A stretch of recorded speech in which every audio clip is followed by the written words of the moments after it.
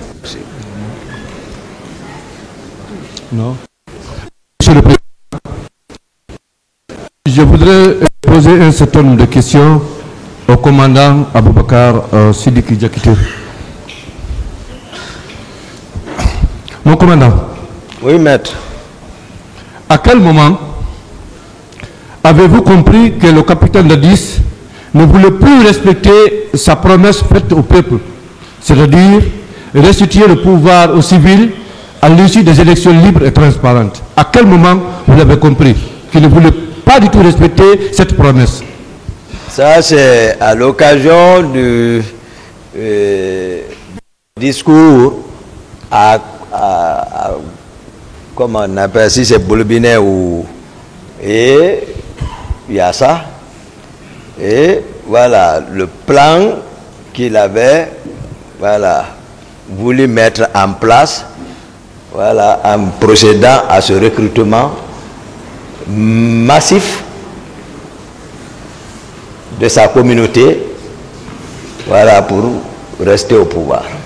Lui-même, il l'a dit au peuple. Il a dit au peuple.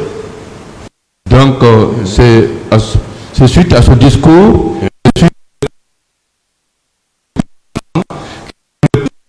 la promesse qu'il avait de Guinée.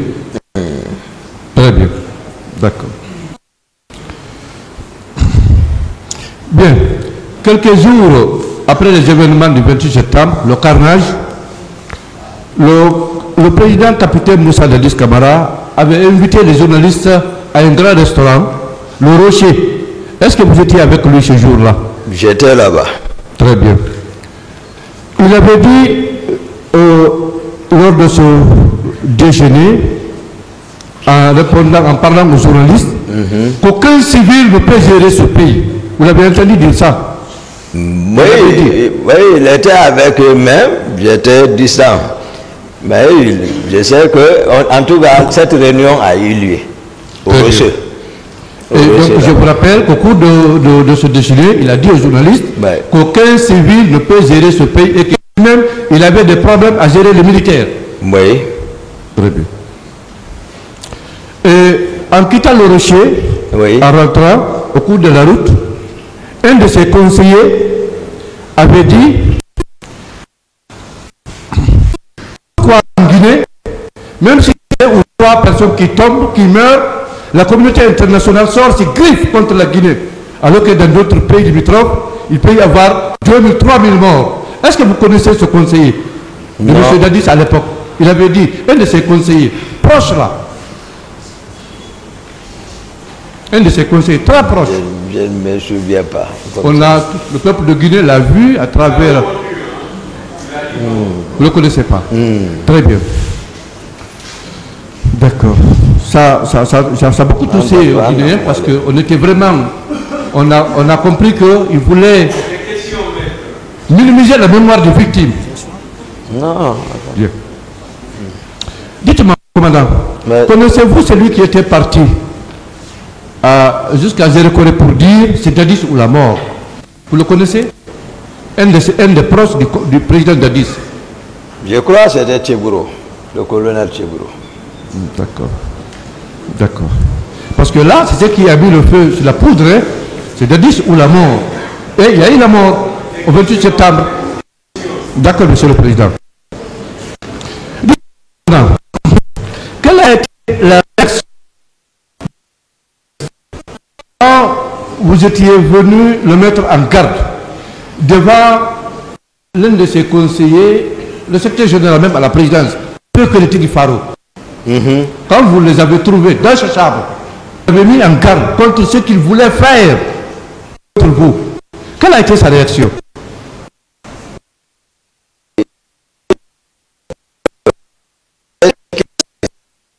Avec le ministère de la Sécurité présidentielle, lorsqu'il avait préparé pour tenter de m'arrêter, donc ils étaient tous d'accord. Dadis m'a appelé, je suis venu, je les ai trouvés et il vient à tenter. C'est moi qui l'ai arrêté. J'ai dit là où tu es assis, tu ne bouges plus.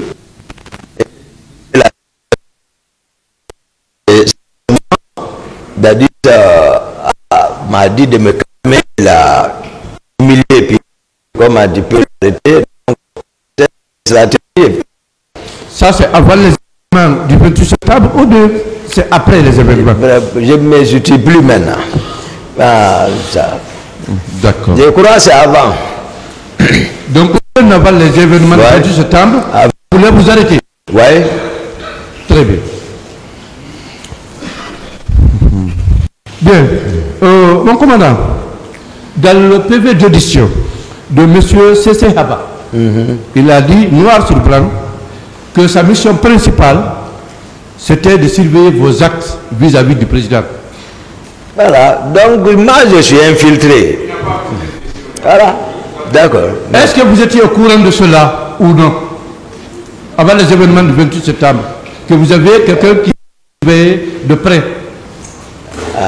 C'est lui qui même détenait... En tout cas, j'avais l'intuition, mais puisque c'est un de ses parents, je l'observais, c'est ce que j'ai dit, le commandant de mon salon, CC, et tous ils sont deux, c'est vrai que l'on parle de mes hommes, ça me... voilà, je ne comprends pas. Est-ce que M. Haba faisait partie du pacte que vous avez scellé avec le capitaine Moussa Dadis Camara? Non. Il ne faisait pas partie? Il ne faisait pas partie. D'accord. Bien. Parlons de M. Foromou. Lui, il faisait partie de ce pacte-là? Non, lui, c'est lui qui initiait. C'est lui qui a fait ce pacte? Voilà. C'est que lui n'a pas pris part. Ça, c'était entre nous seulement. D'accord. Il avait parlé des conséquences en cas de non-respect du pacte? Oui. Quelles étaient les conséquences? Que la balle allait prendre la personne. Lui qui... à trahir. C'est clair.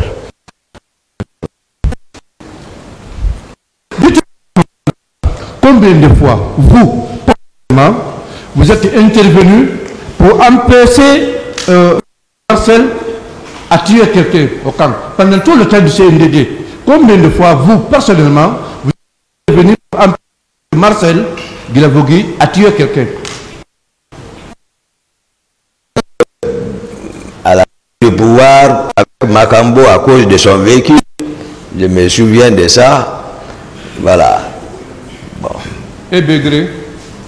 Non, Begré, c'était pas devant moi. Là, ils l'ont pris sur la route de c'est qui au camp, en se moment, puis sur le coplan, ils l'ont et puis, ça, au escalier, ils l'ont torturé, le tué là. Bien, qu'est-ce qui vous a fait dire qu'il voulait tuer Makambo, M. Marcel? Non, il le cherchait parce que, voilà, Makambo a retiré sa pick-up dans la main de son chauffeur. Donc, c'est à cause de ça. Il est sorti maintenant chercher Makambo avec tous ses hommes. Ça, tous ces hommes? Oui, oui. À l'époque, là, on venait même de prendre le pouvoir. Mais je vous ai dit comment ils sont venus, là, les hommes. Vous maintenez que M. Marcel avait beaucoup d'hommes derrière lui? Oui. Il avait quel poste de responsabilité, lui, M. Marcel? Aucun poste de responsabilité. Donc c'est parce que simplement c'est son oncle qui était le président de la République? Voilà, si on comprend comme ça, c'est ça. C'était ça. Donc au régiment là-bas, il prenait le nombre d'hommes qu'il voulait, il sortait avec ce qu'il voulait. Tout ce qu'il voulait, il pouvait le faire à la présidence. Personne ne s'opposait. Ne pouvait s'opposer. Vous avez dit qu'il pouvait même hausser le ton, voire même gifler et ministre. Il a fait de lancement Camara, le commissaire. Et le que Marcel l'a fait. J'ai parlé du général. Qu'est-ce qu'il l'a fait? Les ministres, on n'en parle pas. Je dis que si je...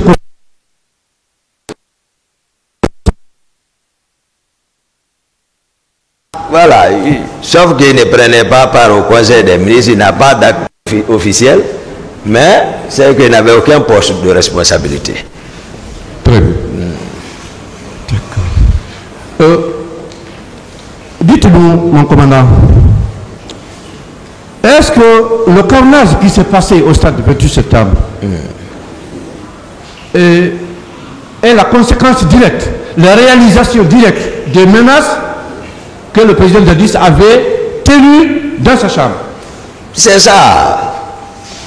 Le président même, c'est lui qui voulait partir. Parce que vous avez dit ici qu'il était vraiment furieux, il était dans la colère, voilà. Il disait que les gens allaient regretter, il faut les battre. J'ai expliqué ça, pourquoi et voilà, il est venu jusqu'à s'embarquer dans son véhicule. Donc ce qui s'est passé au stade, c'est la suite logique de cette colère noire, n'est-ce pas? C'est ça. Maintenant qui réagissait, voilà, uniquement à cause de lui. Très bien. Mon commandant, dites-nous, quel était le critère retenu pour que les autres recrues rejoignent ceux qui étaient à Kalea? Quel était le critère? Quelle était la condition? Pour être à Kalea, il fallait remplir quelles conditions? Non, Kalea, voilà, le seul critère c'est l'appartenance. Quelle appartenance? Il faut être guerrier, c'est tout. Il fallait absolument être guerrier. Ah, si tu es Thomas, tu es Kissien, non. Très bien. D'accord. Bon commandant, dites-nous,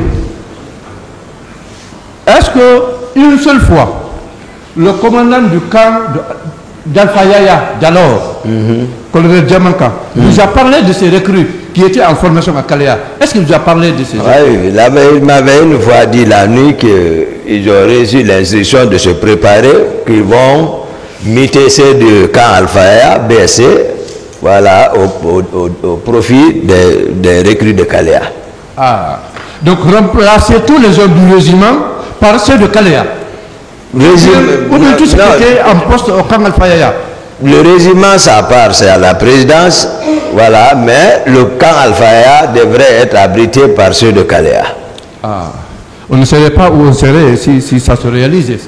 Si ça se réalisait... Le commandant de 36 aussi m'a appelé pour me faire part que le président l'a appelé à 2 heures qu'il devait s'apprêter pour recevoir des troupes là-bas. Et Marcel voulait s'apprêter pour occuper Kankundara. Dites-nous, est-ce que le général Konaté était au courant de cette affaire, de cette intention de remplacer les hommes de Kamalvaya par ceux de Kalea, les nouvelles recrues? J'ai un chef de guerre, il sait, il voit, mais je vous ai dit, là, voilà, tu peux voir quelqu'un, voilà, sauf le moment opportun. L'armée, c'est comme ça, voilà. Mais vous, personnellement, vous n'aviez pas eu peur de ce qui s'est décidé à l'origine quand on remplaçait les hommes en uniforme qui sont en service au camp par de nouveaux recrues? Oh, la peur est le premier ennemi de l'homme. C'est pas ça. Voilà. Très bien.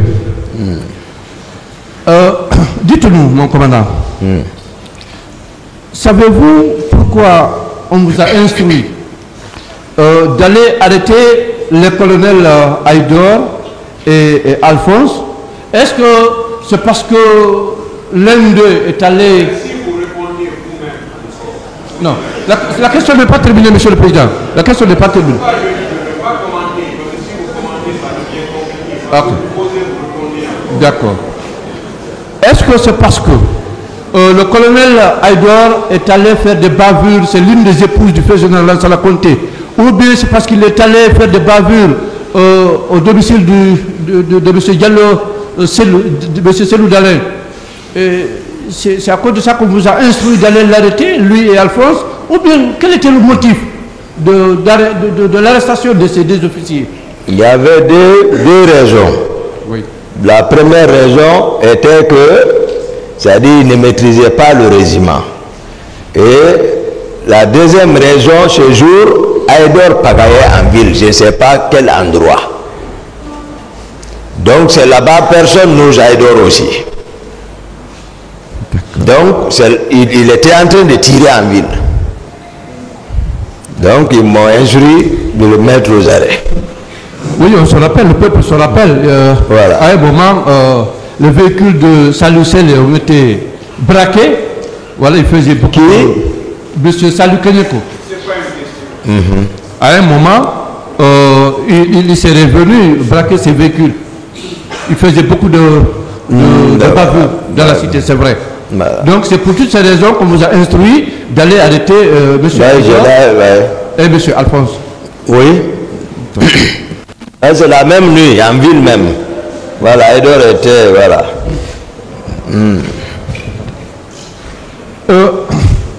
Mon commandant, quand on vous a entendu au début ici à la barre, le monde a compris que vous avez joué un rôle important pour l'avènement du CNDD. Oui. Vous avez joué un rôle important. Oui. Est-ce que ce n'était pas pour honorer, pour respecter le pacte qui vous liait au capitaine Dadis? Est-ce que ce n'est pas à cause de cela que vous avez récupéré le pouvoir était dans vos mains, et vous l'avez donné au capitaine Dadis?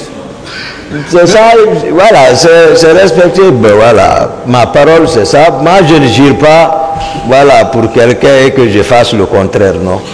Vous maintenez que c'est vous qui avez réussi à récupérer le pouvoir et vous l'avez transmis au capitaine. J'ai expliqué ici, ils sont ici. Très bien. Ils n'ont qu'à dire le contraire. D'accord. Mon commandant, les jours qui ont suivi les événements du 28 septembre, oui. Les domiciles de M. Feu Jean-Marie Doré, M. Sidi Atouré et M. Selou Dalin ont été saccagés et pillés. Les véhicules qui contenaient leur domicile ont été emportés et beaucoup d'autres biens. En connaissez-vous les auteurs, les complices, les commanditaires? Non, parce qu'à date, je ne peux pas indiquer c'est Jean-Marie. À date, je ne peux pas indiquer c'est Sidia. Peut-être c'est celle où je peux indiquer. Là, tout le monde presque peut. Mais je ne connais pas. Et pourtant, mon commandant, vous avez dit dans votre audition, le PV de votre audition, vous avez dit, par rapport au pillage perpétré les jours suivants, Claude Dupuy et les éléments de la garde parallèle en sont les auteurs. Tout le monde le sait. Dadis les avait équipés en armement et en moyens de locomotion. Je le voyais passer tout le temps dans leur pick-up. C'est vous qui l'avez dit. Oui, j'ai dit, j'ai répété ça là ici, que avant, c'est-à-dire les 72 heures avant le 28 septembre, je disais que toutes ces gardes parallèles là passaient dans les pick-up neuves, ça c'est un, avec les équipages. Deuxièmement, j'ai dit que Claude Pivy avait assuré la patrouille en ville, comme lui-même il le dit, qu'il s'occupait de grand banditisme, ce qui ne relevait pas de lui. Donc, il y a tout ça. Mais j'ai expliqué ici le pillage qu'il y a eu chez les narcos. J'ai expliqué ça, j'ai dit tout ça, tout ce qui s'est passé, c'est Toumba. Ça veut dire que je suis en train de faire comprendre comment était la présence et comment les gens agissaient par effet. Et par mes connaissances, les gens disent vraiment Toumba. Je ne sais pas pourquoi. Je suis à la présence, j'ai dit comment les gens sont partis, c'est les gens là. Allez, puis comment j'ai été informé. Tout ça là. Après donc les événements, on vous a informé de tout ce qui s'est passé. Que des boutiques ont été vandalisées vers les Hamala et Kozabame jusqu'à Walindana là-bas. Que des domiciles de leaders ont été pillés, saccagés. On vous a informé tout cela. Vous savez, lorsque l'armée n'est pas contrôlée, c'est très compliqué. Au moment que vous êtes en train d'organiser, d'autres sont préoccupés à d'autres choses. C'est ça. D'accord. Donc, commandant, est-ce que vous étiez au courant qu'un jour, il y a eu un hélicoptère qui transportait le général Konaté vers l'intérieur, vers Farana, si je me trompe, et qu'au cours du vol, le pilote a dit qu'il n'y a plus de kérosène. En pleine brousse, il a atterri. Vous étiez au courant de ça? J'ai parlé de ça ici. Est-ce que vous pouvez reprendre ce passage? J'ai dit, c'est pour montrer comment était le visage de la présidence. Combien de fois, voilà, les infiliés, il fallait les éliminer. Voilà, donc, général Konaté, j'ai dit, c'est des rivaux. Lui, il était en défensif, moi j'étais en défensif, chacun de son côté. Lui et moi, on ne s'entend pas. Moi et le général, on ne s'entend pas. Donc, lui aussi, je ne sais pas seulement. Si c'est... Parce que voilà, c'était comme ça. Je ne suis pas très bien avec Dadis, il m'a écarté. Général Sekba aussi, on ne s'entend pas. Donc moi, j'étais au milieu comme ça. Je les observais. Mais, sauf que lui aussi sait qu'à tout moment, on peut le taper. Donc, c'est les conséquences de tout ça là. Comment tu peux prendre l'avion et que l'avion, en pleine brousse là-bas, va faire des conneries là-bas. Ah. Voilà. Dites-le, mon commandant, est-ce vrai que le capitaine Moussa Dadis Camara voulait s'éloigner du général Konaté à le nommant gouverneur ou préfet à Kanka là-bas? Oui, est-ce vrai? Oui, il y avait... Oui. Comment vous avez su cela? Non, c'est que ça se disait. C'est le moment de parler de ce qui s'est passé à la présidence, c'est le moment. Ça, moi, je vous ai dit, rien n'allait là-bas à la présidence, c'est ça. Chacun était à sa garde, c'est tout. C'est ce que je pouvais vous dire. Mais tout est parti de lui, ce qu'il voulait faire, du capitaine Dadis. C'est tout. Sinon, moi, je n'ai aucun intérêt. Ma garde, ce sont ces hommes. C'est ce qu'il a dit. Si en tout cas, si c'est la mission qu'il a assurée auprès de moi, ce sont ces hommes. Mon salon, ce sont ces hommes. Officiellement, je suis là-bas. Je ne bouge pas sans les gens là. Son salon, je commande, il y a un commandant. Lui aussi, on l'a absorbé. C'est tout. Voilà, j'aimerais tout justement, parce que vous aviez dit que le salon que vous commandiez, qui était sous votre ordre là, était absorbé. Par qui? Par quel élément? Et venant d'où? Le président Dadis est le commandant du régiment. C'est-à-dire, j'ai expliqué ça, ce n'est plus le président même maintenant, il est le commandant du régiment. C'est lui qui commande le régiment. Donc, tous ses proches, pour eux, il est en danger. Donc, il faut venir le protéger. Ceux qui sont, nous qui sommes là, nous sommes, peut-être, voilà, c'est nous qui sommes hostiles peut-être. Donc, voilà, comme ils ont absorbé le salaire, ils n'obéissent personne. C'est ça? Puisque vous avez remarqué qu'il n'obéissait personne, est-ce que vous avez fait cette remarque au président Dadis? Il va le faire remarque, lui-même il connaît. Un jour, même dans la communication Talki, il parlait dans les patois. Je suis resté à la maison, peut-être CC peut être au courant. Il sait. Parce que toujours mon Talki avec CC. J'ai dit, passe-moi ça. Il m'a passé, j'ai dit, ça c'est quoi ça? C'était Pivi et je crois et Makambo qui communiquaient dans leur langue. J'ai haussé le ton, j'ai ordonné celui de l'officier de la tranche, j'ai dit retirez les talquis. Dans les mains de temps en temps, j'ai retiré. Après, ils sont partis voir Dadis, voilà, il nous a retiré les talquis, tout, Dadis m'a appelé après. Je suis venu, j'ai dit non, vraiment, j'ai dit ça c'est une fréquence synchronisée. Il faut, voilà, ça, ils ont des portables, ils peuvent communiquer dans ça. Mais ils ne peuvent pas parler dans ce que nous, on n'entend pas. J'ai dit donc, c'est pour ça que j'ai retiré. Donc, les gens là sont frustrés. Non, c'est pas possible. Après, j'ai compris par le président, il fallait encore les remettre. Donc, j'ai encore retourné les talquis. Sinon, c'était la pagaille totale. Donc, si je comprends bien, ce n'était plus dans la langue officielle qu'il communiquait. Ce n'était pas dans la langue officielle. Tout le monde, tous ces... C'est-à-dire, je voudrais cadrer ça, mais partout où vous allez, chacun a un talqui. Voilà, c'est ça. D'accord. Dites-nous, mon commandant, à quelle occasion colonel Pivi a reçu l'ordre de vous arrêter? Non, c'était pas... C'est-à-dire, lui ne comprenait pas, c'est-à-dire les rôles à la présidence. Vous voyez? Il a dit dans son audition, il dit que c'est devant lui, le président a instruit le colonel Tebro d'aller au stade. Ça, c'est là-bas. Il dit, lui, il a demandé au président d'arrêter Toumba. que le président a dit, comment on peut arrêter Toumba? C'est Toumba qui est parti sauver les gens.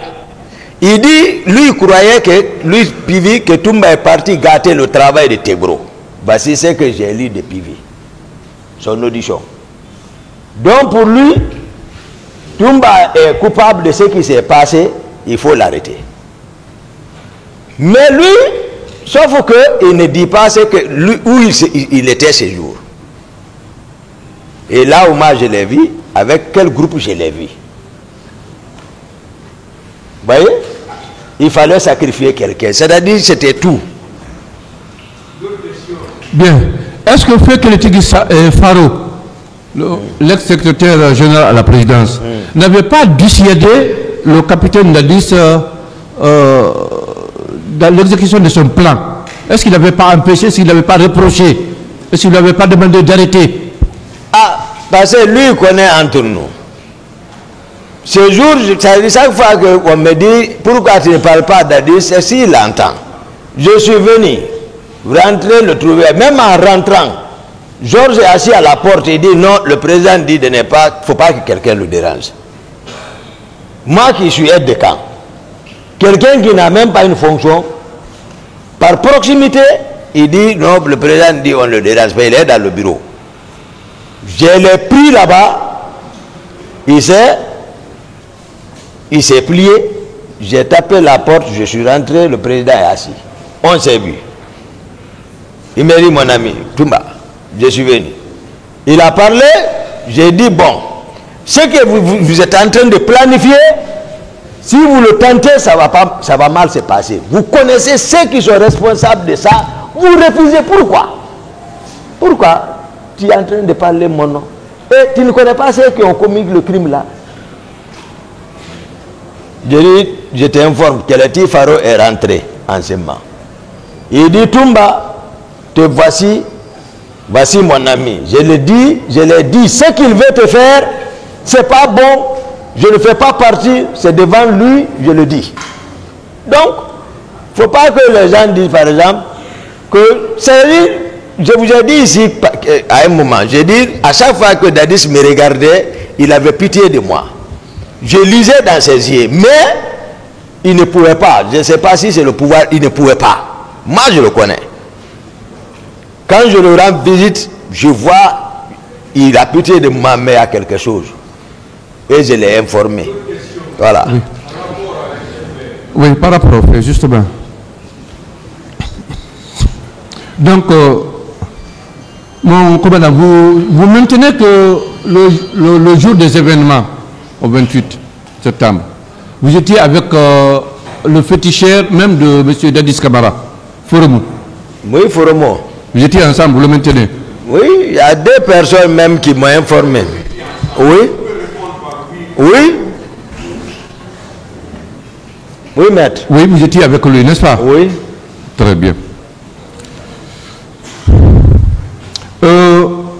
Je ne sais pas, mon commandant, si vous avez entendu ce que Feu Jean-Marie Doré a dit avant de décéder. Et si vous étiez à côté de lui, parce que vous étiez allé jusqu'au podium, voilà là où se trouvait le leader. Feu Jean-Marie disait qu'il avait été reconnu par deux éléments de l'INIMO. Et que ce dernier lui disait, à toi on te cherchait depuis fort longtemps, on va finir avec toi. Que M. Marcel avait dit, d'après lui, non, il ne faut pas lui loger les deux balles dans la tête. S'il veut fuir, on gérera ça autrement. Est-ce que vous avez appris ça ou bien vous étiez au courant de ça au moment des faits? Non, non, non, mais sauf à l'état-major de la gendarmerie, c'est là-bas Marcel a retiré Jean-Marie devant les gendarmes pour l'envoyer, pour le dire comment toi, le forestier, tu peux soutenir les autres contre le pays. Il l'a frappé jusqu'à... Voilà, les gendarmes se sont opposés. Mais à l'intérieur, à l'enceinte du stade également, ce que je remarque, il a blessé Sidi Touré, il a retiré celui-là pour l'envoyer sur la pelouse. Et je ne sais pas ce qui s'est passé, parce que moi j'étais parti avec les autres. Oui, vous avez dit ici que quand vous avez vu le président Selou, Il était évanoui, il était au bas des pieds de M. Tchegoro. Je confirme. Mais vous ne saviez pas comment il avait eu le mal, la lombalèse? Non, non, non. C'est quand j'ai embarqué les jours, je me suis retourné en courant pour venir chercher Selou. À la rentrée, juste, je l'ai vu évanoui, je l'ai pris pour mort. Tchegoro était arrêté. Ah. Parce que Selou n'est pas physique là. Tel qu'on l'a envoyé sur la pelouse, c'était pas bien. Et c'est lui, M. Marcel, qui est venu retirer M. Selou dans le groupe. Ah, le président Selou même peut dire ça, tel que ça s'est passé. Il peut confirmer ça. Très bien. Dites-moi, mon commandant, quand M. Marcel a brandi les 2 grenades à la clinique, c'était devant qui et qui? Il était accompagné par quelle personne? Quel militaire? Lui, oui. Ils sont venus avec le colonel Tchegoro. Bon, moi j'étais avec les leaders. Fourmo, effectivement, était avec moi. J'étais avec les leaders Lucien Nifal. Et il était venu donc dans l'intention de les achever, d'en finir complètement avec les leaders. S'il a sorti les 2 grenades, hein, je lui ai demandé s'il est fou. Il dit si je ne les faisais pas sortir, il allait faire sauter là-bas. C'est comme ça qu'il a réagi. Donc, c'est pour vous dire que moi, celui que je commande, tu prends une sorte de grenade contre moi, non. Et M. Tchegoro ne veut pas dire, je ne sais pas par quelle astuce, ils se sont entendus pour dire non, je n'ai pas vu monsieur, ce que j'ai entendu, je n'ai pas vu Marcel à la clinique. C'est pas vrai. Monsieur, mon commandant, est-ce que vous étiez au courant, après les événements du 28 septembre, qu'on s'est opposé que le leader blessé grièvement parte se soigner? Je prends le cas de M. Selou Diallo. Il a fallu l'intervention de M. Saïd Djibit, le représentant du secrétaire général des Nations Unies, et M. Wade, président à l'époque du Sénégal, pour que M. Dadis Camara, président à l'époque, accepte qu'il sorte du pays. Sinon, on avait confisqué son passeport, son billet à l'aéroport. On disait qu'il ne sortait pas. Est-ce que vous étiez au courant de cela? Non, non, non. Parce que moi, depuis gendarmerie là-bas, l'état-major, c'est fini. Toute l'histoire là maintenant, ça dit rien. Je ne suis informé de rien. Ils ont leur cellule de crise, le plan pour étouffer ça, charger tel devant telle commission, devant telle commission. La commission nationale d'enquête, jusqu'à date, moi, je ne m'ai pas rencontré. Mon commandant, vous aviez dit ici dans les jours passés qu'il y avait 2 ans autour du président Dadis qui confondait l'institution à la personne. Est-ce que vous pouvez vous rappeler le nom de quelques personnes qui confondaient l'institution à la personne? Non, même c'est suite à la question de la partie civile, à M. Marcel ici. Est-ce que M. Marcel faisait partie de ces personnes? Il a répondu ça là ici. Parce que le choix, lui, c'est, voilà, Dadis, c'est ça, et tant d'autres. Tout ce dont je parle proche, c'est ça. C'est-à-dire qu'il faut connaître la notion de certaines pour faire la part des choses. Et le pouvoir, il faut nous. Il faut que ce soit nous, notre communauté là. On n'a pas gagné, c'est nous. Toumba a gâté notre pouvoir, c'est nous. Et toi, que c'est Toumba qui a gâté? Je n'ai pas gâté. Je n'ai gâté le pouvoir de personne. Je me suis battu, c'est venu. Ils se sont comportés autrement, c'est gâté.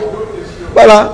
Si je comprends bien, et c'est la dernière question, si je comprends bien, mon commandant, M. Marcel faisait bel et bien partie de ces personnes-là qui voyaient la personne du chef de l'État et non l'institution, n'est-ce pas? Parce qu'il n'avait aucun poste de responsabilité et il faisait tout ce qui lui semblait bon. Il a répondu à la barre. Il ne rendait compte peut-être qu'au président. Il a répondu à la barre ici, lui-même.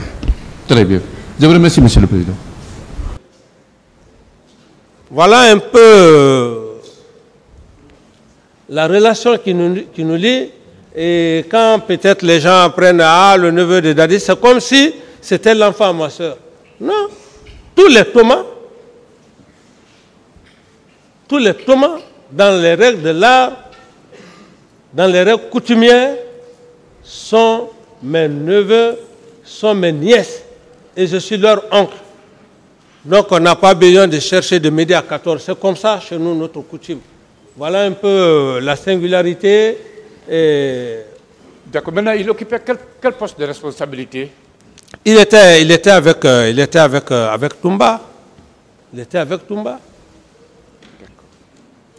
D'accord. Mon capitaine, si vous n'avez pas voulu qu'il y ait le carnage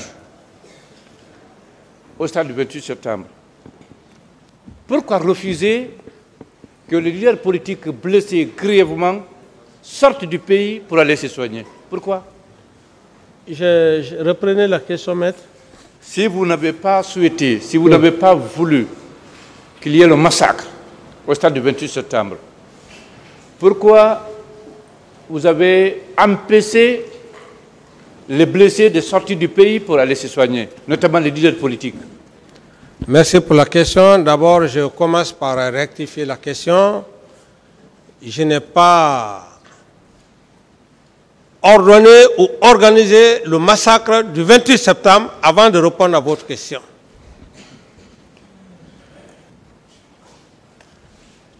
Le cas des blessés des leaders que vous faites allusion, je pense que monsieur le procureur a bel et bien fait une lecture hier et dans cette lecture, j'étais assis, j'attendais attentivement la conclusion.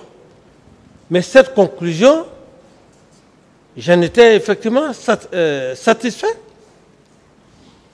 Cette conclusion, j'en étais satisfait. Pourquoi? Parce que monsieur le procureur a dit, après maintes tractations, que les leaders politiques sont venus me voir et j'ai donc donné l'accord, le feu vert à M. Elal Seloudalin qui devrait voyager. Donc, je pense que là, il n'y a pas de débat à ce niveau. J'ai fini avec le procureur hier, le procureur a été très clair, il a fait la lecture et j'ai dit à M. le procureur, nous sommes dans la même logique. Si le procureur disait hier que, à l'époque, le capitaine Dadis avait refusé, ça allait être autre chose. Mais si le procureur lui-même a dit que lorsque les religieux sont venus, j'ai donné mon accord, je pense que je n'ai plus d'autres détails à faire à ce niveau, maître. Mon capitaine, oui. Reconnaissez-vous avoir reçu l'intervention du président Abdoulaye Wade du Sénégal, de l'ambassadeur de France en Guinée à l'époque, du représentant des Nations Unies pour la sortie, pour que vous acceptiez que M. Seloudalin sorte? Vous le reconnaissez? Non. Ici, maître, je ne veux pas rentrer, c'est des grandes personnalités. Je ne vais pas donner des affirmations gratuites ici. Et maître Abdoulaye Wade, c'est un père à moi, je le respecte. Il ne faudrait pas que les gens fassent des allégations sur cette grande personnalité. Non. Non. Pour dire qu'il a fallu le président Wade pour que je puisse faire ceci, cela, il faut que les gens cessent. Les gens n'ont qu'à s'occuper des événements, des faits réels du 28 septembre. C'est ce qui est le plus important. Est-ce qu'il y a eu ça? Monsieur le Président? Est-ce qu'il y a eu ça? Il n'y a pas eu ça, Monsieur le Président. D'autres questions? Bien. Mon capitaine, en venant au pouvoir, vous aviez des ambitions nobles. Les Guinéens le reconnaissent. Surtout qu'à l'époque, il n'y a pas eu effusion de sang. Mais qui vous a fait changer cette décision d'organiser les élections au bout de 24 mois, restituer le pouvoir aux civils et partir dans les casernes? Qui vous a fait changer de décision, mon capitaine? Merci pour... parce que ce n'est pas toutes les questions qu'on peut... C'est une très belle question. Parce que d'abord, la question en elle-même, elle est sincère et vous êtes honnête, vous êtes sincère en disant que vous avez une bonne idée. Parce que quel que soit un être humain, reconnaissez au moins son bienfait. Par rapport à votre probité morale, votre honnêteté, je vous réponds. Merci mon Ce sont des hommes comme ça qu'on a besoin pour construire la Guinée. C'est ce qui peut encourager les patriotes et même les nouvelles générations à venir. Parce qu'il faut des hommes comme ça. Sinon, les nouvelles générations, lorsqu'ils vont venir, ils vont dire non, on a vu un homme engagé, mieux vaut s'enrichir, allez. Je vous le promets. Merci mon capitaine. Et la question elle est belle et bienvenue. Maître, je fus en toute sincérité trahi par l'homme à qui je l'ai fait confiance, le général Sekouba Konaté. Pour preuve, je le dis, où je suis là, vous savez, j'avais dit même à monsieur le président, j'ai dit, ouais, je ne cherche pas à faire plus de 30, 40 ans. Non, non, non, je n'en ai pas besoin. Je dis la vérité et je n'ai pas peur de la mort, je n'ai pas peur de quoi que ce soit. Donc, votre question est essentielle pour que monsieur le président du tribunal sache. Je fus trahi par mon homme de confiance, Sekouba Konaté. Comment? Sekouba Konaté, c'était l'homme à qui je partageais le pouvoir avec lui. Je ne faisais rien sans lui. Même les organisations de Koronti ou bien de Boulibine qu'on parlait, mais c'est Sekouba et ses amis qui organisaient ça. Pourquoi? Il fallait donner une mauvaise idée aux leaders politiques. Mais dans ce jeu, il était en connivence avec le professeur Alpha. Permettez-moi, maître, de vous expliquer. Alors, même lorsque dans les PV, même certains ont eu à dire que Dadis ou rien, c'était une forme que les leaders politiques et la société civile puissent me faire la guerre. Mais dans tout ça, c'est le professeur Alpha, expérimenté qu'il est, et comme je l'ai dit, une expérience méchante, et je réitère. Donc, Sekouba Konaté faisait le jeu. Il en a commencé même à Fria. Monsieur Kamara. Il est parti à Fria. Monsieur Kamara, est-ce que vous avez compris sa question? J'ai compris, il dit pourquoi j'ai changé. Répondez alors à la question.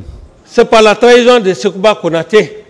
Parce que Sekouba Konaté, il a fait croire à certains militants, à certains leaders, que Dadis veut aller aux élections. La preuve, il est parti à Fria avec le colonel Tebro pour un soi-disant préparatif de campagne. Alors, c'est ce que les leaders politiques ne comprennent pas, qu'il était en mèche avec Alpha, les autres se sont embobinés pour dire non, Dadis veut rester au pouvoir éternellement.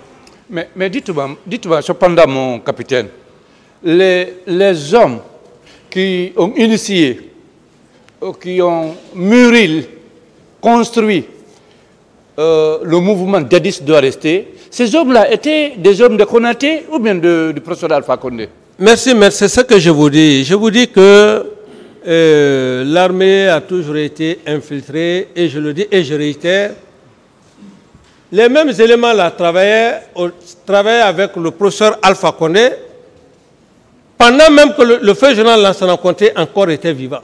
L'armée a toujours été infiltrée.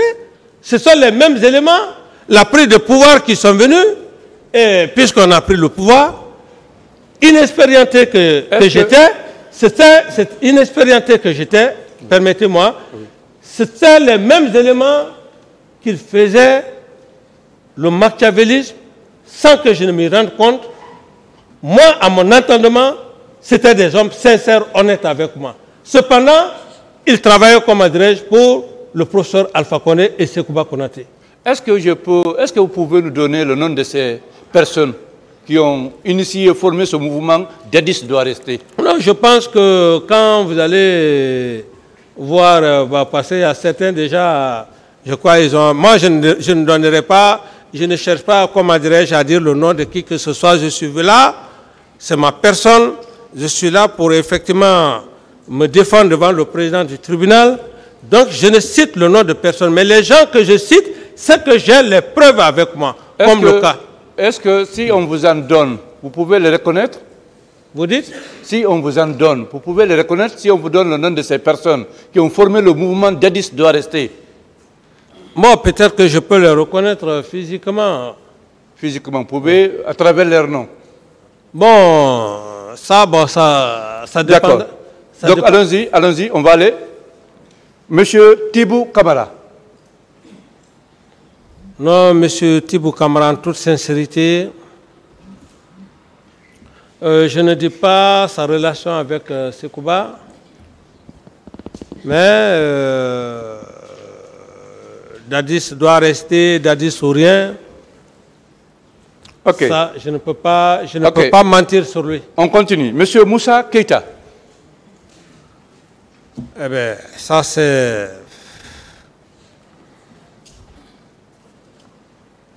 Et qu'est-ce qu'il a dit dans... Non, Azérekoré. Ah, bon, voilà, bon, c'est ça. Parce que le terme, voilà, c'est ce terme-là qui a fait que toute la population guinéenne s'est soulevée contre moi, les forces vives. Une forme de propagandiste. Dadis ou la mort. Voilà. Il est allé à Azérekoré pour le dire. Alors donc, c'est pour dire que vraiment j'étais dans une situation, c'est le seul Dieu qui m'a sauvé, hein, maître. Hein? On fait semblant de vous aimer, mais au fond, ce n'est pas ça. Hein? Et donc, ces propos ont directement agi sur ma personne. Voilà. Ça a créé, comment dire, beaucoup de situations. Donc, on retient M. Moussa Keïta. Ensuite, bon, Tibou, vous avez dit oui ou non, vous êtes dans l'incertitude. Bien.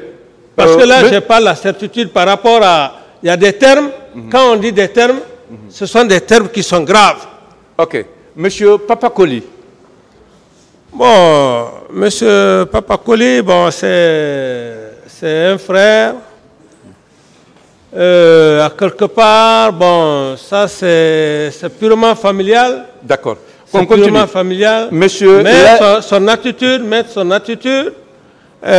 lorsqu'il a voyagé avec Sekouba, je n'étais pas content. Voilà. En toute sincérité, je n'étais pas content. Et je n'ai jamais échangé avec lui jusqu'à date d'aujourd'hui. Mais je n'étais pas content parce que Sekouba l'a pris pour l'utiliser. Pour l'utiliser. D'accord. On continue. Monsieur Laï Junior Condé.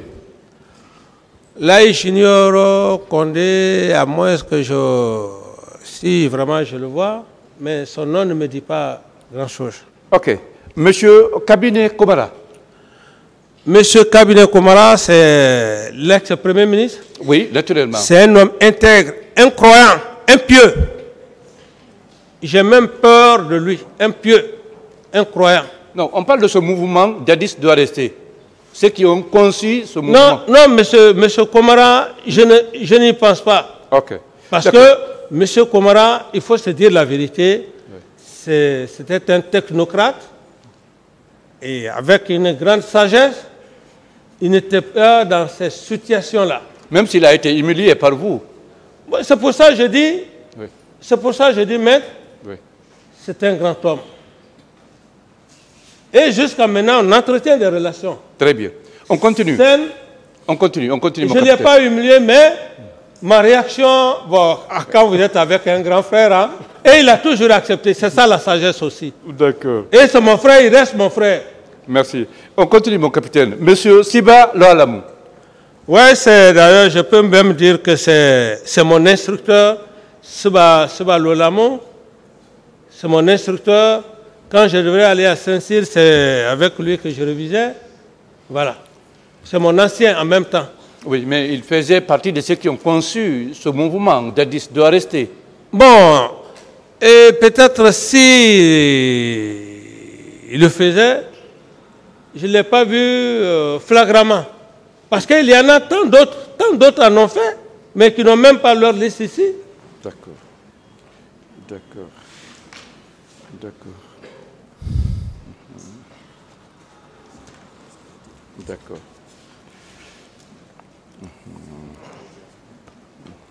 Bien. Mon capitaine, à l'instant, on va parler de cette fille adoptive du feu général Lansana Conté, Aïcha, que vous avez connue ou dont vous avez entendu parler, Aïcha. Oui. Qui a été violée par les hommes que vous avez envoyés. Par des hommes que vous avez envoyés. Non, si, maître, précisez les noms pour que je puisse vous aider aussi la cour, c'est important. D'accord. Parlez-moi de Aïcha alors, cette fille adoptive du feu général Lansana Conté. Bon, pour être sincère avec vous, merci mon capitaine. Comme vous ne voulez pas, vous êtes en train de cacher quelque chose, mais moi je ne cache pas. Merci. Pour la petite histoire, cette femme, je fus informé qu'elle a été violée par les hommes de Aboubakar Sidiki Diakité dit Toumba. Moi-même, je me suis déplacé, je suis allé voir cette femme, la demander pardon. Vous me suivez, maître? Très bien. Je suis allé demander pardon à cette femme dans sa cour. Pendant ce temps, je crois que le colonel Teboro avait déjà pris les dispositions pour envoyer Toumba, je ne sais pas, au PM3. Et le lendemain, alors comme j'ai demandé pardon à cette pauvre femme, voilà, c'est la petite histoire. D'accord. Vous avez... Et réellement, elle a été violée, c'est vrai? Voilà. Bien, mon capitaine. Non, vous êtes vraiment honnête là. Non, il faut être sincère. Il faut qu'on soit honnête. Parce que moi, je l'ai vécu, je suis allé, je l'ai demandé pardon. D'autres questions, c'est bon, monsieur Camara. D'autres questions. Bien, mon capitaine, vous avez connu également monsieur Lansana Kondeya Camara, un frère du feu général Lansana Kondeya. Monsieur Lansana Kondeya Camara. Non, il y a beaucoup de ses parents venaient au camp, mais une connaissance comme ça, stigmatisée, non. Et finalement, il semble qu'il a fallu que vous interveniez pour lui, parce qu'il était ligoté, il avait même perdu l'usage de ses membres par M. Marcel. Il a fallu que vous interveniez pour que les cordes lui soient levées. Bon, maître, vous savez, quand on est devant le tribunal, on a affaire à des hommes, mais on a affaire aussi avec Dieu. Oui. Parce que tout ce, il y a le péché. Alors à ce niveau, en toute sincérité, je ne vais pas juste parler devant le tribunal pour me faire plaisir, pour dire que oui, j'ai aidé ceci, cela, cependant que je ne l'ai pas fait. Entre Dieu et moi, c'est tout ce qui m'est cher. Vraiment, je n'ai pas assisté à cette scène, en toute sincérité, en âme et conscience. Mon capitaine, oui. Quand vous avez pris le pouvoir, et après les événements du 28 septembre, vous avez organisé un dîner au restaurant Le Rocher, que vous aimiez tant d'ailleurs, Le Rocher. Et en répondant aux questions des journalistes, vous aviez dit qu'aucun leader ne peut gérer cette armée-là. Et plus loin, sur la route, en rentrant à la maison, dans votre voiture, vous avez dit ces leaders-là ont échoué de faux leaders. Vous le confirmez? Oui. Très bien. Et Monsieur Chérif, votre conseiller personnel, vous vous souvenez de lui? Bien sûr. Très bien. Il avait minimisé la mémoire, saboté la mémoire des victimes, en disant que je ne sais pas pourquoi les Nations Unies, 10 morts, 20 morts, 200 morts, peuvent avoir lieu au Sénégal, en Côte d'Ivoire, ici en Guinée, même si c'est 3 personnes qui tombent. La communauté internationale fait sortir ses griffes contre la Guinée. Voilà. Il avait minimisé, saboté la mémoire des victimes. Et vous n'aviez pas réagi. Et pourtant, vous étiez encore aux commandes. Vous n'avez pas limogé. Vous n'avez pas sanctionné, même administrativement. Quelle est la question? C'est pourquoi vous l'avez fait faire, vous l'avez laissé faire, sachant que cela allait ternir encore votre image. D'abord, vous savez, maintenant, je suis quelqu'un qui est très direct. Quand un homme respecte une personne, je suis tenu obligé de vous répondre parce que vous respectez la personne. Merci, mon capitaine. En toute sincérité, sinon je vous aurais dit que je ne parle pas. Merci, mon capitaine. Quel que soit l'être humain a besoin de son respect. Parce que vous avez besoin de manifester la vérité devant le tribunal. Oui. Alors, par rapport à ce que vous venez de dire, en toute sincérité, il y a des actes, quand ça se passe, c'est anormal. C'est anormal. Et à l'époque, tout le monde parlait comme bon lui semblait. Oui. Oui. Alors, vous allez voir X qui va être là, il va parler sur RFI, d'autres sont là, ils parlent ainsi de suite. Tout ça à ton nom. Ce n'est pas facile. Et surtout qu'il y a maintenant un cas de mort. Des cas de mort. Alors, c'est autant dire que j'étais dans une situation extrêmement difficile. Qui fait que je ne pouvais pas maîtriser tous ces gens à tendance à faire de la propagande, tout ça et consort. Je m'excuse de l'expression. Mais ça ne faisait que, comment dirais-je, envenimer la situation et me créer d'ennui. Bien, mon capitaine. Oui. Le soir des douloureux événements du 28 septembre, sur les instructions de M. Marcel. De M. Marcel. Voilà. Il a fait venir une scène musicale au camp Carrefour, après Bomboli, à l'approche de la porte du camp Alpha Yaya, quand vous prenez la route du Prince. Il a fait venir une chaîne musicale. Toute la nuit, toutes les boutiques étaient à côté fermées, vidées de leur contenu. On ne faisait que danser, chanter et boire. Toute la nuit du 28 et les jours suivants. Passage bloqué. Vous étiez au courant de ça? Maître, je n'étais au courant de rien. Vous savez aussi, c'est comme, je prends juste un exemple. On est tous des pères de famille. Parce que l'armée, la façon dont elle est constituée, c'est comme une famille. Un père de famille peut être là avec ses enfants et ceux qui ont l'âge de sortir. Le père de famille ne peut pas être là avec avec l'aîné. S'il dit qu'il sort avec ses frères ou bien avec ses sœurs, qu'est-ce qu'il va faire? C'est un peu comme ça. Oui. Alors, donc, à ce niveau, vraiment, je ne pouvais pas suivre tous ces mouvements. Tout à fait. Je reviens sur une question que je vous ai déjà posée, mais que vous avez oublié certainement de répondre, mon capitaine. En partant à l'Abbé, vous avez laissé le pouvoir dans les mains de qui à Conakry ici? Merci, maître, pour la simple raison que... Question. Vraiment, je vous respecte parce que vous êtes aussi un homme. Moi, j'ai besoin des hommes comme ça pour échanger. Merci beaucoup. Même si c'est pour toute la journée. C'est ce que j'avais dit à monsieur le procureur. J'avais dit à monsieur le procureur, je peux faire 2 jours avec lui parce qu'il est posé et quand il prend la parole, même si tu ne veux pas parler, tu vas parler. Merci beaucoup, capitaine. Donc, je ne voulais pas parler de ça, mais comme je viens de le dire, maître, ici, quand un chef d'État voyage, il ne dit pas nommément tel, tu as la situation. Oui. Non, ça ne se fait pas comme ça.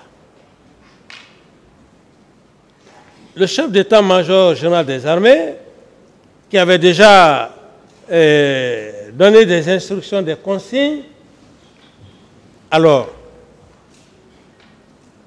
le chef d'état-major, lorsque vous êtes avec le ministre de la Défense, c'est le chef d'état-major général des armées qui a le contrôle D'accord. Qui contrôle tous les chefs d'état-major particuliers, terre, mer, air, gendarmerie, etc. etc. Donc, je n'ai pas choisi un chef pour dire que bon, je dois me déplacer et tu dois assumer telle fonction. D'accord. D'accord. La question, c'est juste pour vous faire comprendre que, à votre absence, quand vous étiez à la baie, M. Marcel faisait tout ce qui lui semblait bon. Et personne ne l'osait. Bon, et maître, vous savez aussi, c'est ce que je viens de vous dire.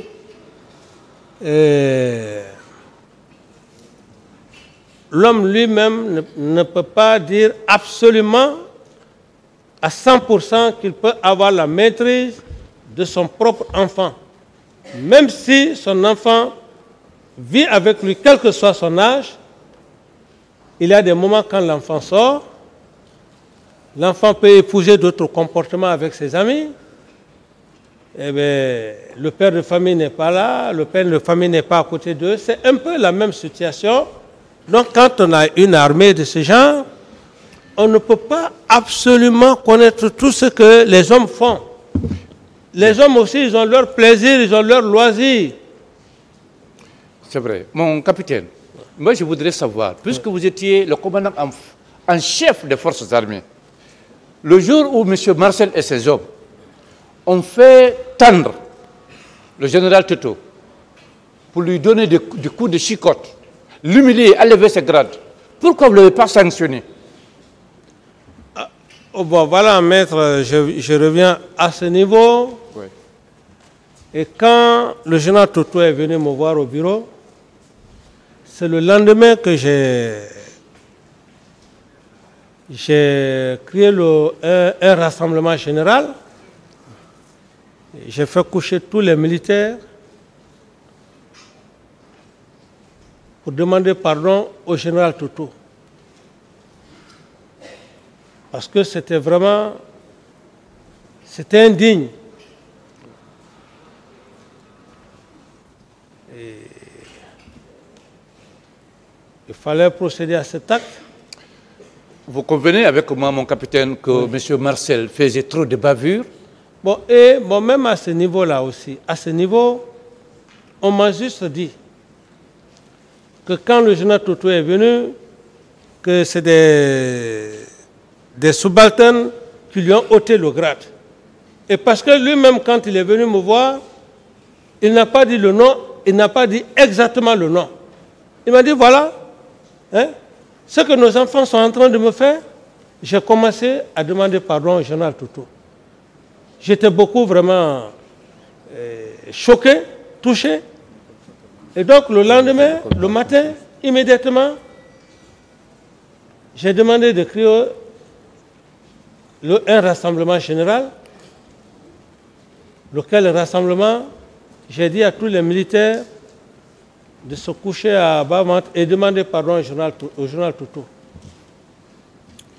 Bien. Mon capitaine, est-ce que vous vous souvenez de ce jour où les très grands féticheurs sont venus au camp pour chercher à trouver un sacrifice pour la conservation du pouvoir? Et ce sacrifice est sorti, c'était une hyène. Et on l'a fait venir, l'hyène, on l'a fait venir. Mais au moment de l'égorger, l'hyène s'est détachée, a mordu celui qui avait le couteau et a pris la tangente. Un groupe de militaires brandissent l'arme. Vous avez dit non de ne pas tirer. D'autres ont pris un véhicule pour pourchasser l'hyène. Depuis lors, ceux qui ont pris le véhicule-là ne sont pas revenus. Vous vous rappelez de cette date? Non, bon, c'est ma toute première information par rapport à cette histoire. D'accord. C'est bon, d'accord. Ok, il n'y a pas de problème. Mon capitaine, est-ce que vous vous rappelez du jour où la dernière fois vous avez rencontré le général Lansana Conté? Avant son décès? Oui. Très bien. Ce jour-là, vous avez mangé ensemble avec ses enfants. Bon, maître, vous savez, il y a des choses, je vais mourir avec. Oui. Je mourrai avec. D'accord. Il y a des choses que je vais mourir avec. D'accord. D'accord. Et même le langage que le feu général Lansana Conté m'a dit, je mourrai avec ça. D'accord. Ok. Mon capitaine, monsieur le directeur du stade, Ibrahima Sori Keita, a confirmé qu'effectivement, il y a eu le carnage. Il y a eu les traces du carnage au stade 28 septembre. Mais pour prouver quand même à la communauté nationale ou internationale, si vous le vouliez, que vous n'en étiez pas le commanditaire, le concepteur, l'ordonnateur, puisqu'il s'est passé beaucoup de jours, et beaucoup de mois d'ailleurs, de la date des événements jusqu'au déclin de votre régime, vous n'avez pas pu poser des actes pour prouver que vous étiez désaccord, vous étiez contre les événements, contre le massacre. Vous n'avez arrêté personne, mon commandant. Vous étiez encore le président. Vous n'avez limogé personne. Capitaine. Oui, mon capitaine. Vous n'avez limogé personne, mon capitaine. Et il y a même eu quelques ministres qui ont démissionné après les événements du 28 septembre. Vous les avez vus démissionner. Alors, vous n'avez limogé personne, vous n'avez pris aucune décision, vous n'avez ordonné aucune arrestation, aucune interpellation. Pourquoi cela, mon capitaine? Comme je l'ai dit tantôt, que j'avais déjà engagé un appel à la communauté internationale et donc je n'avais ni la prétention d'arrêter qui que ce soit ou de limoger qui que ce soit. Et tout mon objectif était que la communauté internationale vienne trouver les gens au poste, en position, qu'ils puissent effectivement faire son travail. Très bien. D'accord. Mon capitaine, respectueusement, puisque vous étiez le commandant en chef des forces armées, et tous ceux qui sont sur le box ici aujourd'hui, c'est vous qui les avez nommés. Il se trouve qu'aujourd'hui, avec les événements du 28 septembre, on a eu des blessés, on a eu des morts, il y a eu même des corps qui ont été jetés à mer. Les corps sont revenus avec le mouvement de l'eau. Les corps ont été ramassés de nouveau, mis dans un bateau, jetés à haute mer. Il y a eu des fosses communes. Les camions qui contenaient les corps à Kamayen, à la résidence du général Lansana Conté, au camp Samori, on ne sait pas où se trouvent ces corps. Est-ce qu'aujourd'hui, mon capitaine, vous pouvez dire à un de vos responsables de nous montrer où se trouvent ces fosses communes, où se trouvent ces corps? Aujourd'hui, est-ce que vous pouvez leur dire de nous montrer, nous? Parce qu'aujourd'hui, le peuple de Guinée veut savoir. Puisque vous étiez le commandant en chef. Est-ce que vous pouvez dire aujourd'hui où se trouvent ces corps? Voilà. C'est ce qu'il veut savoir. Très honnêtement, c'est aussi les mêmes informations que j'ai reçues depuis bonne lurette, qu'il y a eu des fosses communes, mais je ne sais où exactement se trouvent ces fosses communes, Monsieur le Président. Vous ne savez pas où se trouvent exactement d'autres questions? Bien. Mon capitaine, vous aviez un gouverneur de la ville de Conakry à l'époque. Vous aviez un directeur national de la police.